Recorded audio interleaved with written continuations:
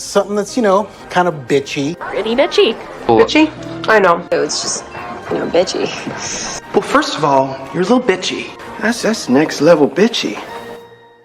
Welcome to Bitchy History, the irreverent history podcast where one history professor gets to bitch about history and the impact it has on the world today.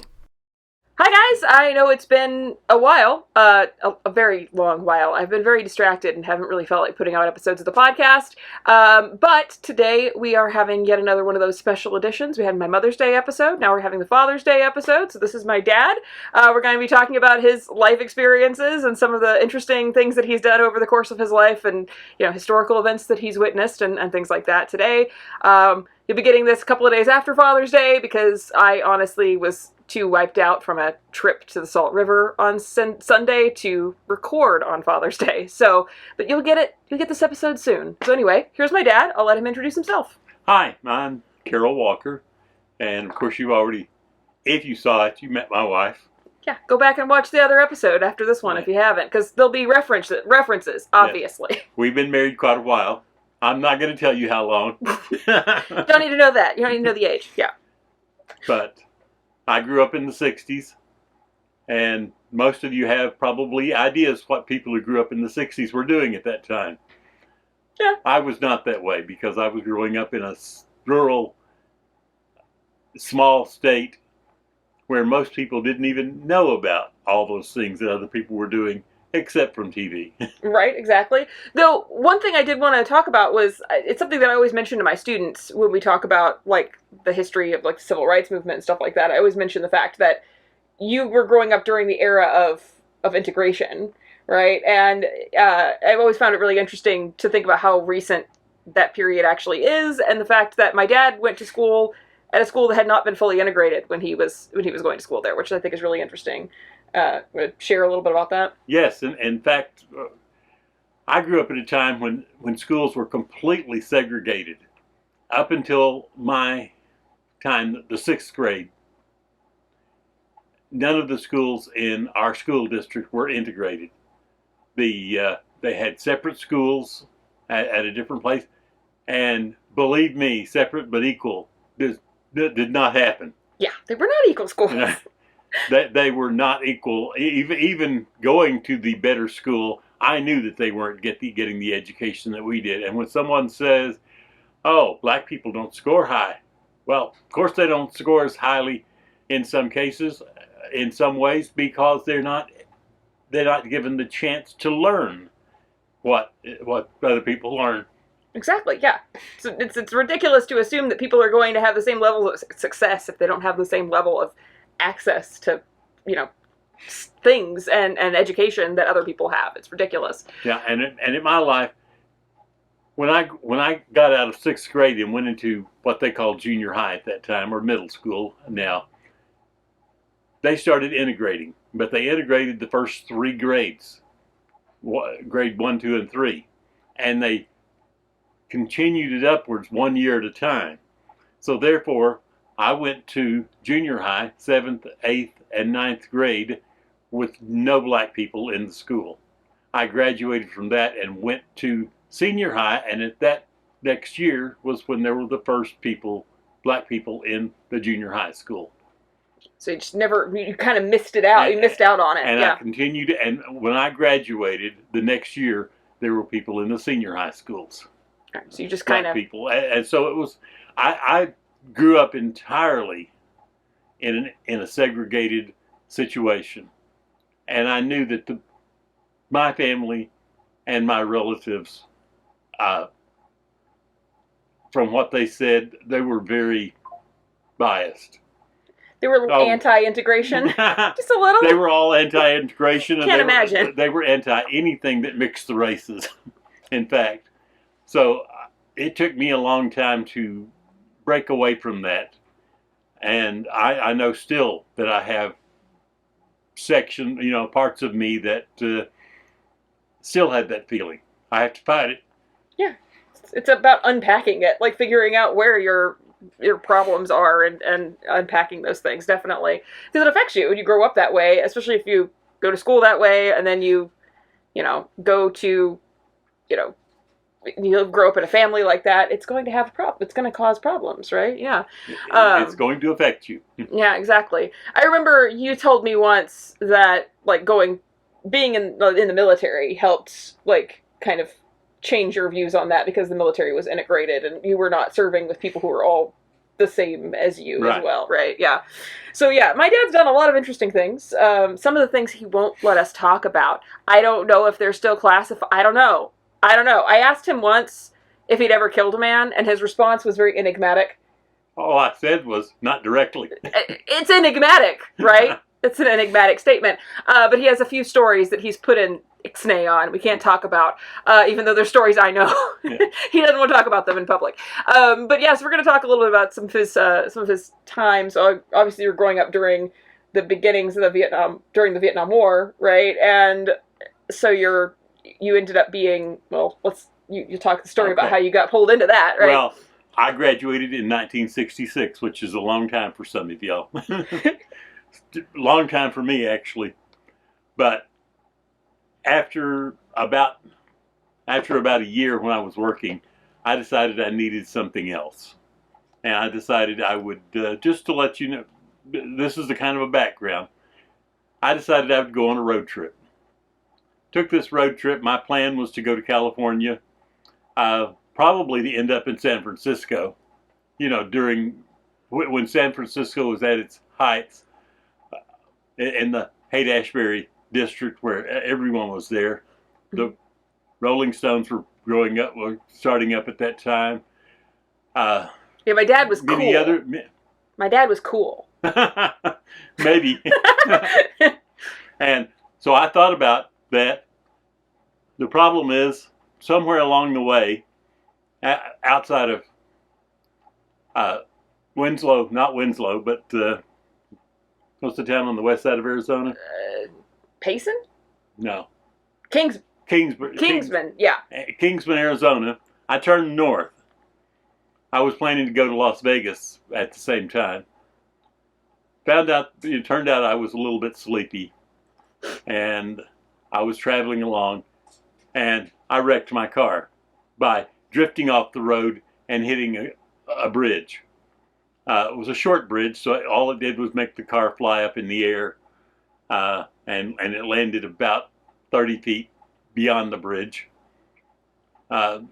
Funniest thing that happened in that, I had a case of Cokes in the back of the car. My driver's side window was open. None of the other windows were open.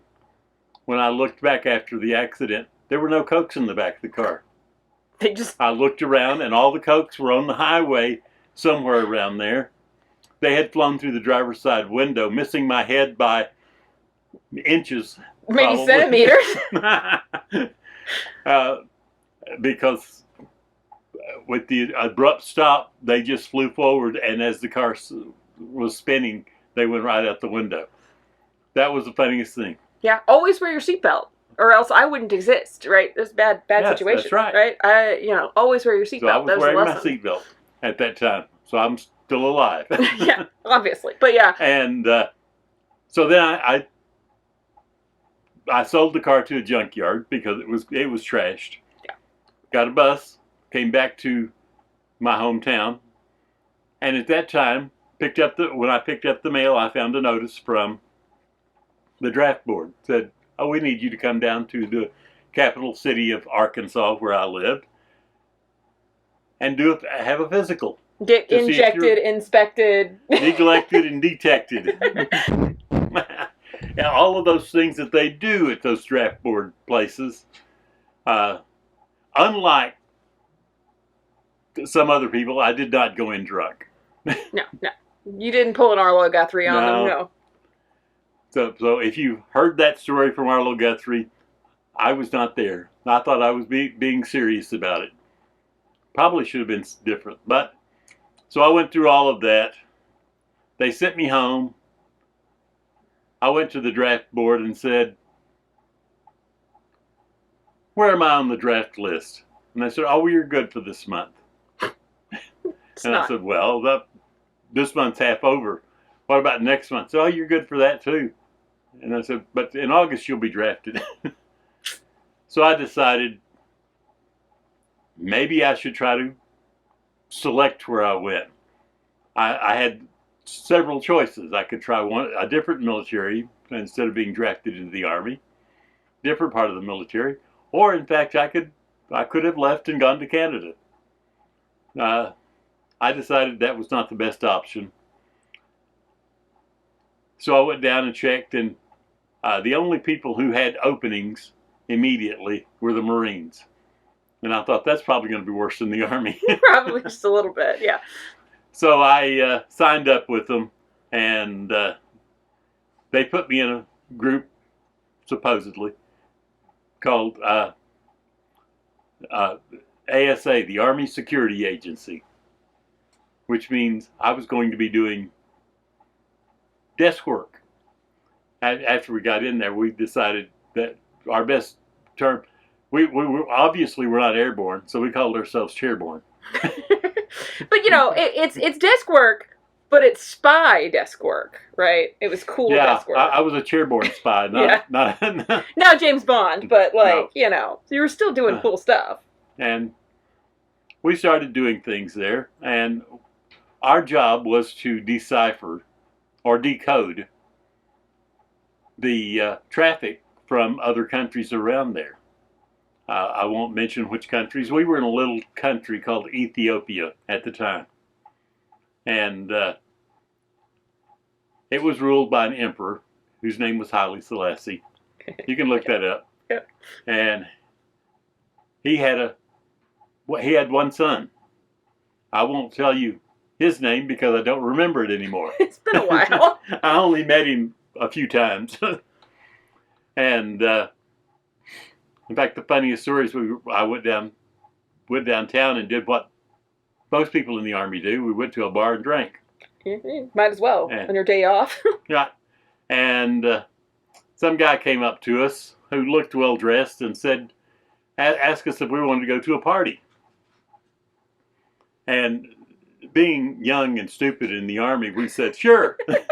We'll take an invitation from some stranger to go to a party. Go to a secondary location with somebody we don't know. And so we did. We followed them in our cars. And we drove up to this fairly large, massive house. And went through a gated wall with guards around it. And I thought, I really did think there could be something wrong here, but we went on in, and sure enough, there was a party in the house, and we were there for 2, 3, maybe 4 hours, and then this guy walked up to us and said, hi, I just want to thank you for coming to my party, and said his name, which I immediately forgot. And you've been probably drinking a lot, to be fair. True. So, you know. But I asked someone later, who was that? He said, oh, that's the son of the emperor. I thought, okay. He just likes to throw parties, and he likes the U.S. military for some reason. Likes to bring them around. Yeah. And so he has people who go out and just pick up people, or ask people who are in the military if they want to go. And it's obvious that we were in the military because we're all speaking English, not Italian or Ethiopian. Right. And I mean, it's not like the military it wasn't kind of, you guys all had the same haircut, so the same you all look a certain way. It's pretty easy to pick out an American GI in a bar. Yeah, even though we were dressed in civilian clothes, not our military uniforms, so it was easy to pick out. Yeah, but it's the haircut. It's, Yeah. And the, what do they call them? The birth control glasses. It's pretty easy to locate American GIs, especially back in the 60s. Yeah, and the funniest thing about that situation is that, as I said, Haile Selassie, the emperor, had one son. I found out later that he had, I'm not sure how many, 8, 9, 10 sons. More of them, anyway. Quite a few more. Yeah. Some daughters, too, but they were still around. This one that I met was probably the youngest, or maybe the second to the youngest. He was the heir to the throne of the emperor. And the reason he was because all the other 7, 8, 9 sons were gone. They had all died, some in unusual accidents, and some in very obvious were killed. Right. We won't speculate on how, but it But was suspicious. yes, and the situation was that the son of the emperor lived in the town where we live, where the base was, because it was 250 miles from the capital. And he was required to stay there at all times. Because he couldn't come to the capital. I'm assuming at that point that the emperor was a little bit paranoid about him being close to him. Maybe just a teeny bit. So not a great relationship with that family. Awkward Christmas dinners, I would assume, if in fact they had Christmas dinners. But yeah. They probably did, since they were Coptic Christian. Oh, right, yes. They would have had, yeah, okay, fair enough. I'm an American historian. Don't look at me when I know absolutely nothing about Ethiopia. I know nothing. But yeah, so that makes sense, Yeah, definitely. but the main church there was Coptic Christianity. And often we went to a place down by the ocean in a town called Massawa. And that was part of the area we were in of Ethiopia was called Eritrea. It was a state or province of Eritrea that had been given to Eritrea as a trust territory after World War II. And a few years later, in the mid-50s, Ethiopia just annexed it and said, you're part of our country. The people who lived there were not entirely happy with that. And in fact, when I was there in the late 60s, there was a lot of semi-warfare going on. Yeah, I mean, like you said, there's like little things that the rebel, like that was the Eritrean rebels, like they would do all sorts of crazy stuff back then. Yeah. Yeah, they were called the ELF. They called them the Eritrean Liberation Front. Mm-hmm. I like all the liberation fronts. They were probably a little bit communist or socialist anyway. Mm-hmm. And they probably got support from communist countries because that was anything to upset the relationship between Ethiopia and the United States would be something that the Soviet countries or Soviet-related countries would love. Right. And not that there wasn't a reason. Yeah. I mean, Eritrea wanted to have their area back. They're like, this is our country. We should be able to have it, which is completely reasonable. And so we would go down to Massawa, which was on the coast, and we'd swim in the Red Sea and do things and go around. And so that was good times. Yeah. I mean, it was better than being in Vietnam, certainly, right? That's right, because at the time when I went in, there was a great chance, because Vietnam was at its height, the Vietnam War was at its height, and in fact in '67 we went in, and in October of '67 I went to a place where they train people for the ASA, Army Security Agency, and went through a class in code breaking. The class before us, which graduated about a month before us, out of 18 people, 17 were sent to Vietnam. Now, that's beside the fact that the recruiter with whom I signed for this duty promised that no one, as a member of the Army Security Agency, ever went to Vietnam. Right. But and he was only partially lying. Well, right. They didn't call them ASA when they were in Vietnam. Because what they did is the moment before you stepped on the plane to fly to Vietnam, they transferred you from the MOS we had, the service designation of codebreaker, to radio operator. So all the people who went to Vietnam were radio operators. So they kind of just, there was a bait and switch, right? It was very possible. They were like, you won't go to Vietnam if you sign up with this. And you're like, great, awesome, that's exactly what I wanted. Actually, and then, he didn't say I wouldn't go. He just said nobody in the Army Security Agency goes to Vietnam. but the implication was that, oh, you won't have to go to Vietnam if you sign up for this. And then it's like, oh, it's a bait and switch. They just changed the name of your job and then sent you off to Vietnam anyway. But luckily you were in the right class, so you didn't have to do that.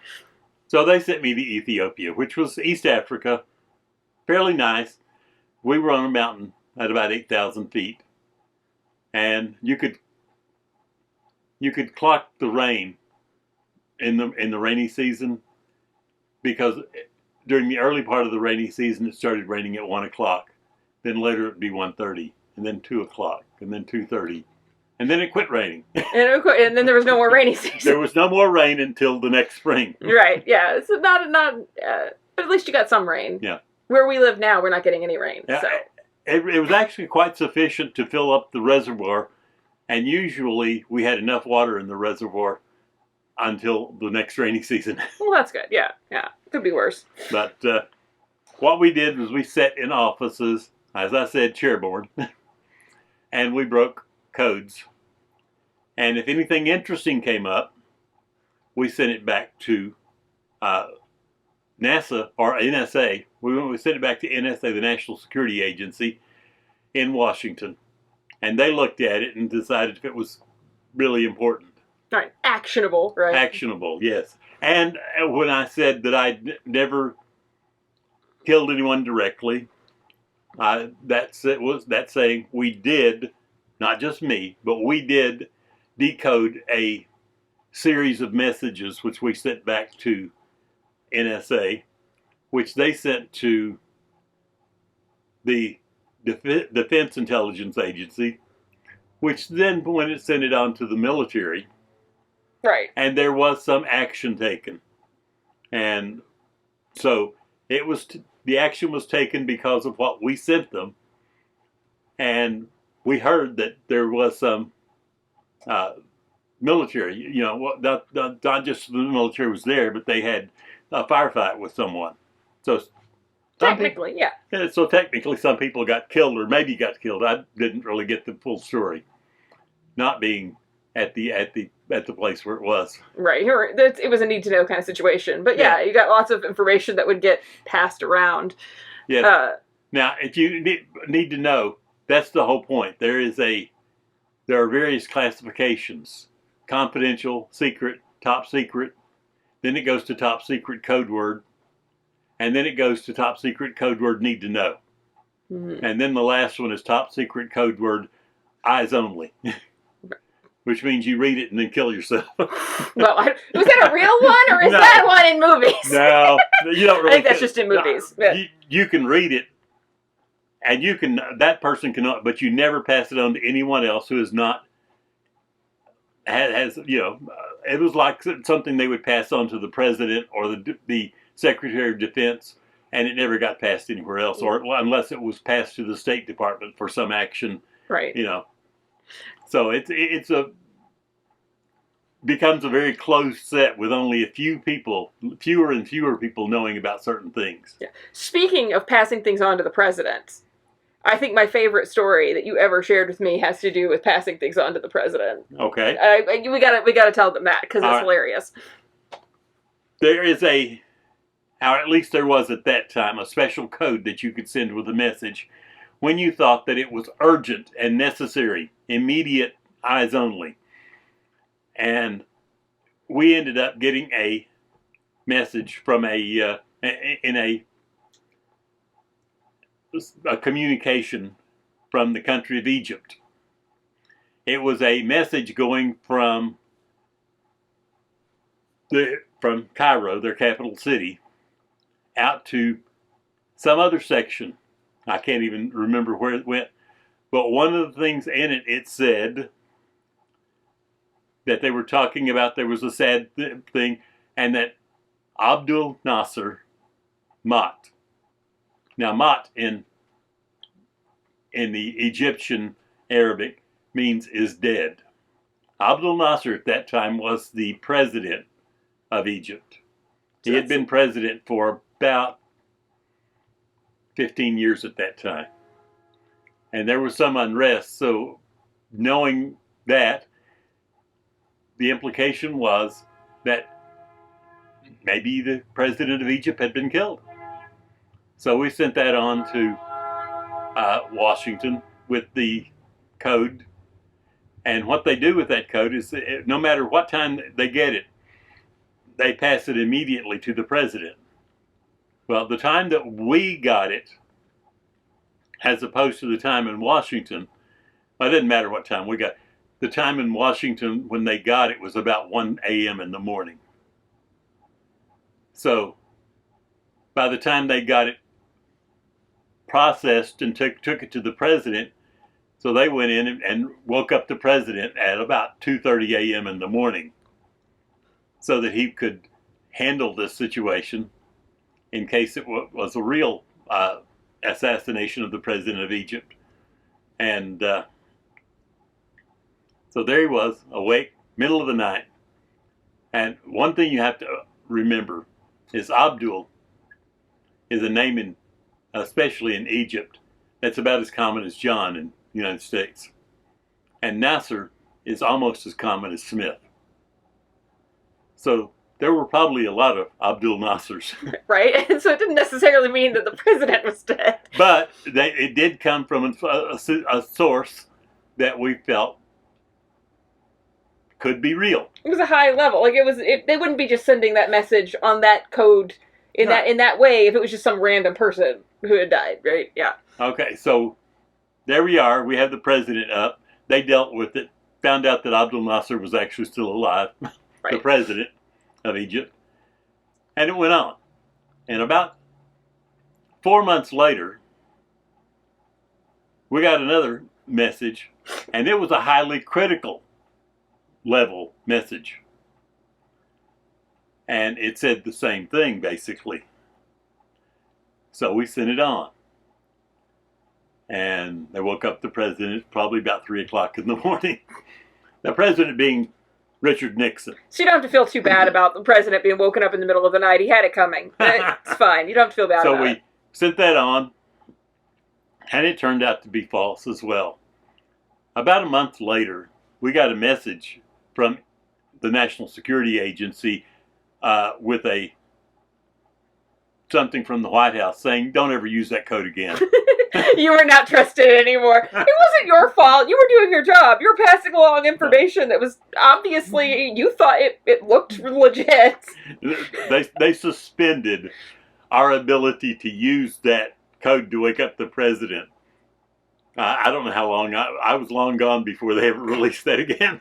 I'm guessing Nixon was just not amused at all. Like after 2 times, he was like, "These guys are idiots. Take that away from them. They don't get the right to. They don't get the right to wake me up anymore." But it wasn't your fault. It was legit information.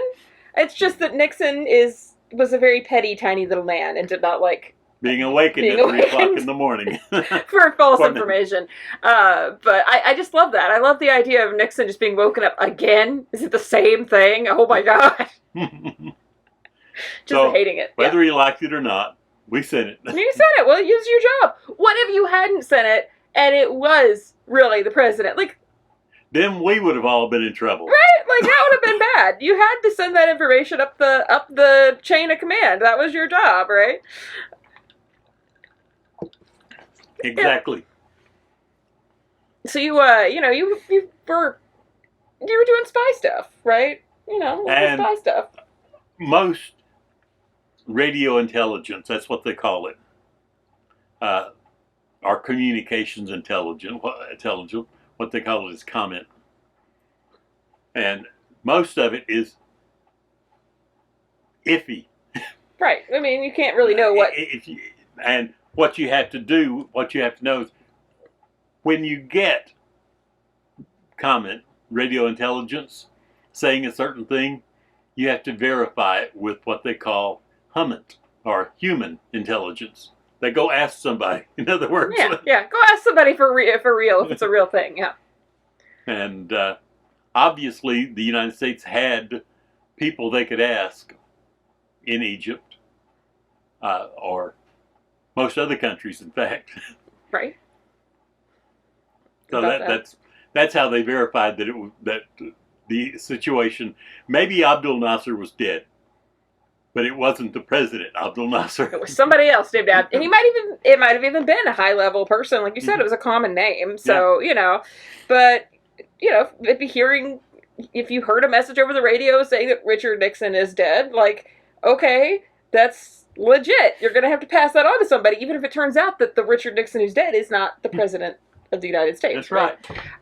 So yeah, it wasn't your fault. You had to do your job, right? So, but then, so you eventually, obviously you eventually got out of the military. You weren't planning on making a career out of it. You just signed up because you kind of had to, or else you wouldn't get any choices on where you went. Which notably, I just want to go on to a little sidebar here. Notably, there is a reason why there actually was a very small percentage of people who served in Vietnam during the Vietnam War that were drafted. Like, everyone will look at those numbers and say, oh, well, the draft wasn't that big a deal. But the fact is that many people did what my dad did, which was say, oh, I'm about to get drafted, I'm going to go sign up because it gives me some more freedom to get assigned to different areas or kind of have some sort of power over how I get, assigned, which was beneficial, right? Sure. Instead of just being drafted.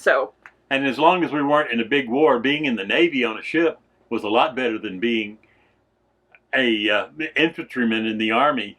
Mm-hmm.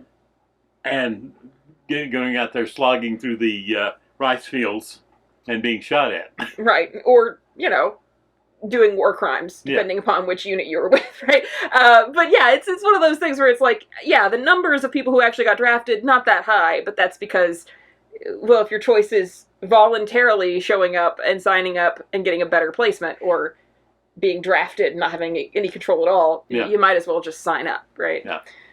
Because they draft you, they put you in the infantry. Right. So even if you didn't want to do that, or you thought, that you could pass some tests like you did that would put you into a better position, because my dad's smart, so, he took some tests and they were like, okay, we don't want you as a grunt in the infantry, we'll put you somewhere else, right? Yeah. In other words, they have a military intelligence test.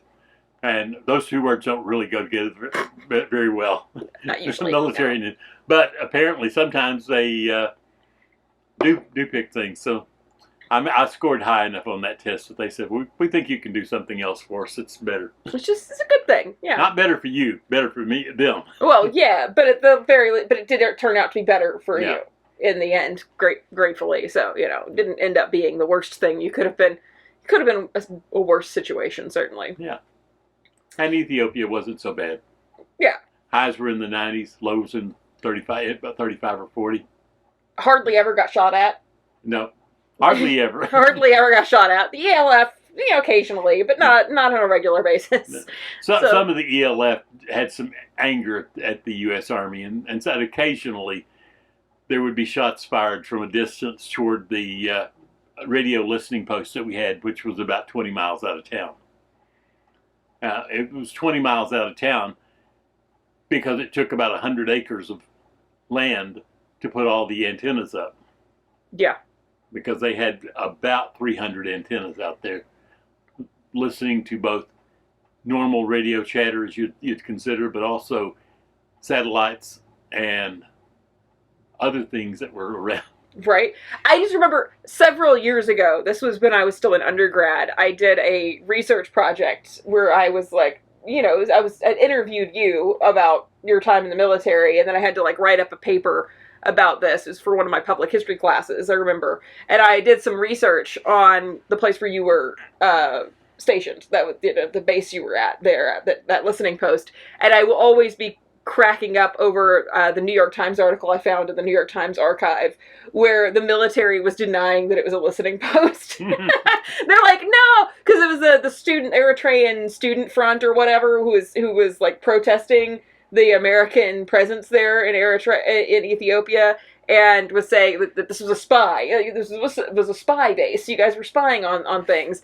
And the American military is like, no, we're not. And I'm like, they totally were. That was exactly what they were doing. They were spying. But of course they were going to deny it. That's what they do. But it's just the funniest. It's like an article that ages so poorly, because I'm like, yeah, they were definitely spying no matter what the military was saying. Yeah. Well, and as an afternote on that, the province of Eritrea did finally get its independence from Ethiopia in the late 70s. Yeah, they did get it, so good for them. Ethiopia kept a little section down at the southern end of the province of Eritrea, which was about 10 or 20 miles wide, but it gave them a port on the Red Sea. They really wanted that access. They really wanted that port. I mean, better to not be landlocked, I guess. That makes sense. But yeah, so then I know you got out a little bit early than you were supposed to. You told me that once, but you got to come home after that, which is great.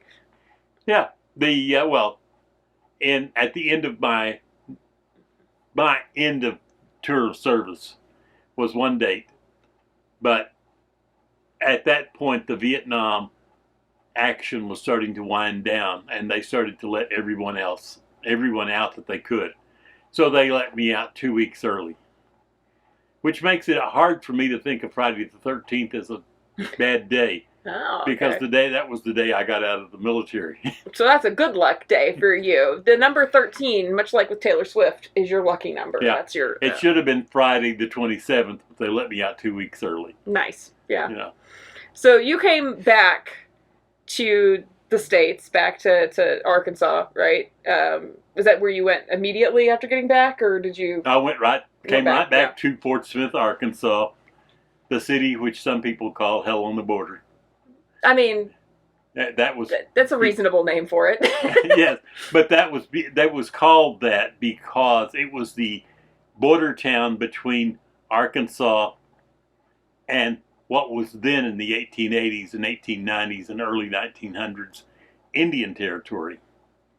And if you know any history about the Judge Isaac C. Parker, the hanging judge, was the judge of the federal court in Fort Smith at that time, and had these marshals who went into Indian Territory to bring back criminals who had committed crimes and then escaped into Indian Territory.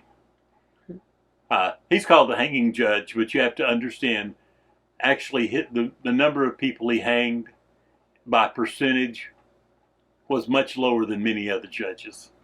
He just got a reputation. He just got a reputation, but because he had a gallows that he could hang 5 people at the same time. Yep. And then did often. And when I was in elementary school, they took us to visit the hanging judge courthouse and let us take pictures on the gallows, which is a really dark thing to let elementary school students do. It's just very strange. But yeah, they did that. They did that in elementary school. It was weird. And I can say truthfully, the reason he hanged so few was because many of them who would have been hanged were never brought back alive. Yeah, marshals got a little bit trigger happy occasionally. I mean, they didn't want to go back. The point is that they were sent out to bring these people back because they already knew they'd committed the crime. They'd already been tried, in fact, and they had escaped. And they were told, bring them back one way or the other. And if the guy shot at them, then they shot at them back. And to be fair, I mean, it's not like Fort Smith was still like that during the 20th century. Probably not, anyway. No. It wasn't quite that crime-ridden by the time you were living there. But yeah, it is a weird period of history, which is immortalized in a lot of movies. What is the movie that's got the hanging judge in it? Oh my gosh, they remade it a few years ago. True Grit. True Grit. Yeah, that's the one. That's the one that has that's set with the hanging judge. That's the one. It was made once with John Wayne in it, and then it was remade later with. I cannot remember. We went to see it in theaters, I think, when it came out, but I don't remember anything about it, to be honest. Yeah. It wasn't bad. I just don't. It wasn't memorable, I guess. There's a singer from Arkansas. What? The country singer from Arkansas. I don't know. He was in True Grit with John Wayne. Okay, well there you go. Anyway. I don't think I've ever seen the original one, but yeah, Arkansas appears occasionally in film, very occasionally. But the truth is, if you look at the original show, you'll notice huge mountains in the background. We don't have those. When you're traveling from Fort Smith into Oklahoma, there are no huge mountains in the background. It's all plains. Mm-hmm. So they were filming that probably in California or Colorado. Of course, much easier to do it there, right? So you moved home, you went to college, right? Because you decided to, and that's where Yep. you met Mom, Yes. right? So you met Mom there, and she stalked you. We already talked about that in the last episode. The episode with my mom, you can go back and watch that. We told the whole story there. Yep. And So yeah. I met my wife, Karen, and we started. Actually, I wouldn't say we started dating. We had one date. I came home. Well, I brought her home, and her father. Now you have to understand that I had been out of the military for over a year, and I had not had a haircut in that time. I'll try to insert a picture of their wedding or something in this video so you can understand what he looked like at this time. Yeah. Nor had I shaved in all that time, so I had a long beard and I had a long hair down to my shoulders, about. And her father was a very conservative guy. He didn't like hippies, and he immediately assumed I was one. I won't deny that I looked like one. I'm not so sure I acted like one. But you had a little bit of that vibe going on in your way you dressed, right? And so I brought her home, and he came out to the car before she went in, got her out, and then told me in no uncertain terms, with a gun in his hand, a shotgun. yeah, that I was not to see her again. Not having any damn hippies dating his daughter. No. And okay, I was reasonable about that, I mean, especially considering that he had a gun. You don't want that, yeah. So I left, and I don't know how much you heard from the previous one, but didn't Mom run away from home?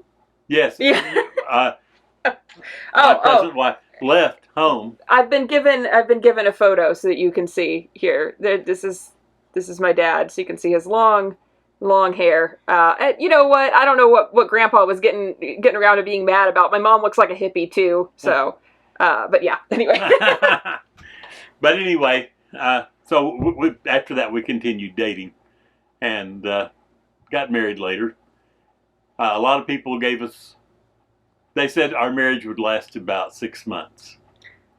We've outlasted that by 50 times. Right, yeah, I know. But, I mean, he's underselling, right? He's underselling this because how long after your first date did you propose? About 3 months. And how long after that proposal did you get married? About a month. Yeah, so there was a reason why people were like, I don't know if this is going to last. Like, this was a pretty fast, like, this moved pretty quickly. They've been friends for a while, but, like, it moved pretty quickly. To be fair, yeah. It did. The first date was probably late April, early May. The proposal was in early July. The marriage was in August. You're coming up on that that anniversary. It's pretty soon. Yeah, the next anniversary. So yeah. Well, we managed to last. Yeah, we managed to last. It's a kind of a rarity in many cases these days, really. So, you know, I'm privileged. I'm not the child of divorce. It's nice. But yeah. So yeah. So we went to college. We'll skip through all that. That was nothing too interesting. It's college. Nothing too interesting. And then when I graduated, I got a job working offshore. Not offshore as in offshore banking, but offshore as in the oil business. Yeah. I was on a drilling rig. In fact, it was the second one I was on was a ship called the Glomar Explorer. Mm. And there's a history behind that ship too. It was actually built for Global Marine by the CIA. Cool. It was built for them because they wanted that ship, the central portion that they used for the drill platform when I was there was actually used for a long arm. I'm not sure exactly what it looked like, but they sent something down because they had evidence that a Russian or Soviet submarine was under a few thousand feet of water out in the Pacific, and they wanted to bring that submarine up and investigate it because they finally did manage to get it up in two pieces, and they managed to get all the Soviet Navy people. They brought from my information, of course they weren't telling me anything, but from my information, they took it to San Diego, which is the main place on the West Coast. And they took that, the Soviets obviously were very irritated, angry, and they said they wanted their sub back. And they said, yeah, we're sending your men back right now. And then they did. They put them all in caskets and sent them back to the Soviet Union immediately. The ship they kept for a year. I mean, you got to do some investigation. You got to do some. They did send the ship back, but it was in several thousand pieces by that time. A lot more pieces. Because they had taken it completely apart to examine every little piece. And so they would know exactly how everything was built on those subs. Right, yeah. Well, they had to take that opportunity, right? I mean, if your sub's going to sink right there in American waters, we're going to take advantage of it, right? Well, it wasn't actually. It was in international waters. Fair enough, but it was where we could get to it. It's finders keepers at that point, really. The Soviets did not know where the sub was. They knew an area. Their best guess was an area of about 200 miles wide. So bit of an ask to go searching for that, right? But it's a lot easier for the CIA to do it than it was for them. They went out there and I don't know how they found it, but they did. Mm-hmm. And so was that when you were on, were you stationed on the ship when that happened, or was that okay? That was before you were on the ship. No. Okay, that was then. After they did that, they gave the ship to Global Marine. They're like, we'll use Global it for what Marine we want. Built a drilling platform on it in that same hole, and they used it to drill oil wells in the Gulf of Mexico. So you were living down in Louisiana with that. That was, of course, if you watched the episode with my mom, that was when the whole library card incident occurred in Louisiana. But I'm not going to give you more detail on that. Go back and watch that episode. So you're living in Louisiana, working in the oil fields, which is not a terribly safe job. I just remember you telling me stories about a lot of alligators. Oh, yes. Yeah. After a while, I joined another group, which did, sometimes when they put a pipe down in the ocean, or on land even, or in the swamps, they get it down for a ways and it gets stuck. Either the drill hole caves in or something else happens and they get the pipe stuck. And so I went to work for a company that specialized in freeing stuck pipe, or as much as possible. Sometimes they just had to take what they could get and leave the rest. And remembering that the drill pipe costs as much as $5,000 per joint. They really want to get that free. They really do, yeah. So you had an interesting job that involved explosives and Louisiana marshes and alligators. Yeah, we sometimes we went out one time on a job in the Atchafalaya Basin, which is a swamp area that covers about half of southern Louisiana. Right. And we were 20 miles. We stopped on a highway or in a place where they had a dock. And we got on a boat with all of our equipment. And they took us down to the ship. It was about a 20-mile trip just to get there. Yeah. And you'd sit there on the ship where they were drilling, and 20-foot alligators would swim by. That's not a fun job. That sounds a little terrifying But we to me. were too high for them to get up. No, fair enough, but still, it's a bit of a terrifying thing. I'm scared of alligators. They are too fast and just terrifying. I don't know. Yeah. Yeah. So anyway, interesting times, but most people wouldn't find it all that interesting. I think it's interesting. I don't know. I think you guys should find it interesting. It's a cool job. But actually, at one point, I had to. I'm not really big. I'm a little less than 6 feet. And most of the people on these ships, on these drilling rigs, were 6'2", 6'4". They were big guys. After all, they're handling great big 90-pound lengths of pipe. And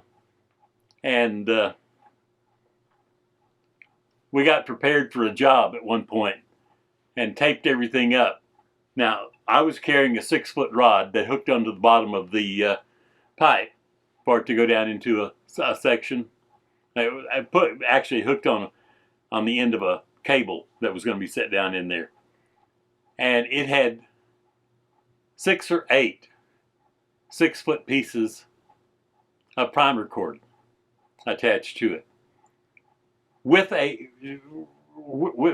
the explosive device hooked on. Oh, that's fun. So it's all ready to explode. Any electrical shock would have detonated it, and possibly even dropping it would detonate it. Not necessarily likely, but could happen. So I was carrying this over, and I started at the stair. And the stairs are about 20 feet high, and I was about 5 or 6 feet up it.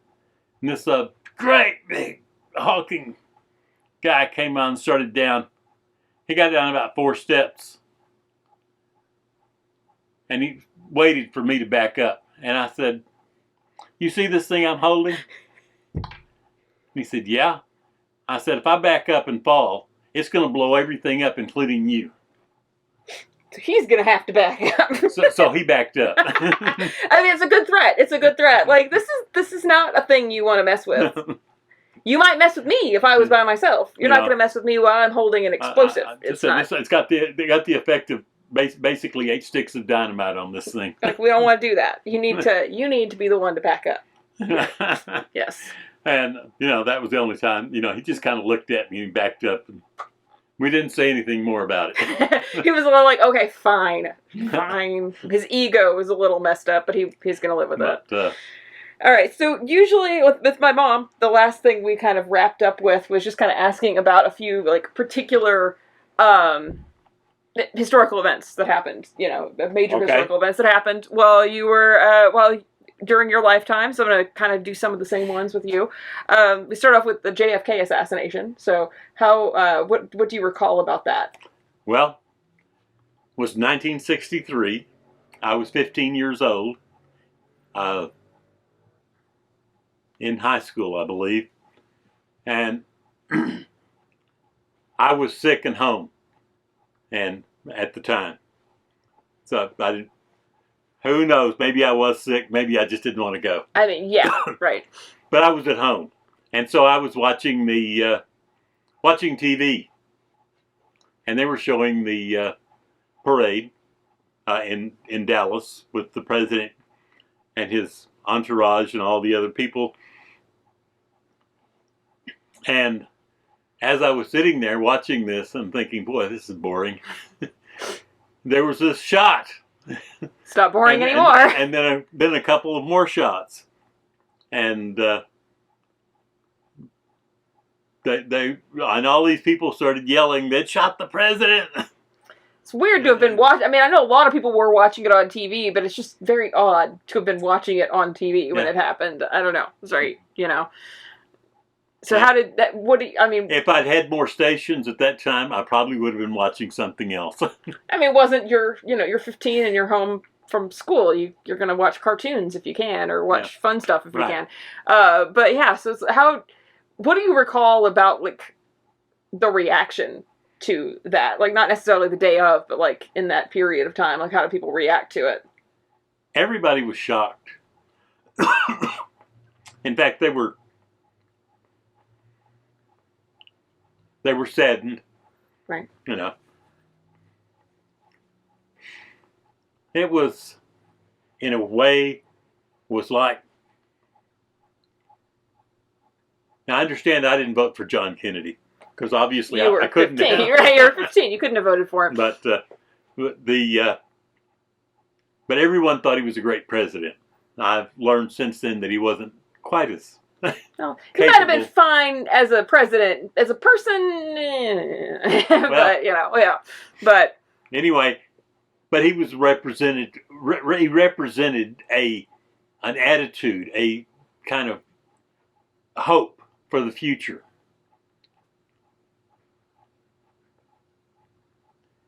That things were going to get better. And then suddenly, we had Lyndon Johnson for president. Which is not the same vibe as JFK by No. any means. No, I mean, he certainly got a lot of things done during his time in office, but he was not the same kind of person JFK was at all. Yeah. In many ways. Yeah. Yeah. Well, I know when Lyndon Johnson got elected vice president, he owned 2 or 3 TV stations and several radio stations in Texas, and had a big corporation worth a lot of money. Mm-hmm. I'm not sure how much. Sounds like he was a hard worker, right? I'm not sure if that was it or not, because I know that when he got elected to president, to Congress after World War II, and I'm not sure whether it was in 46 or 48 that he got elected and went in there in 47 or 49, and he was still serving in the House, a job where they were paid about $40,000 a year. Mm-hmm. When he got elected and he had to go to Washington to be sworn in, he had to ride a bus, and he had to borrow the money for the bus ticket. 12 years later, when he was elected vice president, he was a multimillionaire. It's questionable, right? I don't know. Politicians are getting real wealthy sometimes. $40,000 a year times 12 years doesn't amount to multi-million dollars. Right. But anyway. But speaking of JFK, kind of a side relation to this, the moon landing. So I know you said you were in the military when the moon landing happened. I was in Ethiopia when the moon landing occurred, when Neil Armstrong and Grissom. I can't remember the names, honestly. Neil Armstrong's the only one I ever remember. I feel bad for the other guys, but well, I always know Neil Armstrong. Right, of course. He's the one everyone remembers. Yeah, and so we were allowed to see it on TV, even though we were there. And actually, I may not even, we worked towards schedules then, so who knows if I was supposed to be at work or not. But so we did watch it, the classic line, that's one step for a man. One giant leap for mankind, right? Yeah. I've always liked, it's not really completely related to it, but I've always liked the JFK speech about going to the moon, the moonshot speech. Yes. It's one of my favorite. For any flaws he might have had, JFK could deliver a speech. That man could deliver a speech. This moonshot speech is amazing. Yeah, because he said, we don't go because we have to. We do the things because they're hard. We do it because, it's a good speech. I usually try to put that into my lectures when I'm teaching that period of time, because it's a good one to listen to. But thank you for tuning in for this special Father's Day edition of Bitchy History. Once again, we ran out of recording space. I really need a new iPhone with more storage, or I need to delete some Taylor Swift albums off my phone. I've had so much fun making these episodes with my parents, and if you have questions for either of them, please let me know. thank you for tuning in to hear me bitch about history. If you're loving the show, don't forget to subscribe and make sure to visit bitchyhistory.com to sign up for the newsletter. The newsletter offers extra resources on the topics covered in all of our episodes, as well as on the topics covered in my videos on TikTok. Supporting the podcast is really easy. Spread the word to your friends, grab some fabulous Bitchy History merch off our website, or consider becoming a paid subscriber. Your support means the world to us. History. History. History. History. History. What a bitch, right?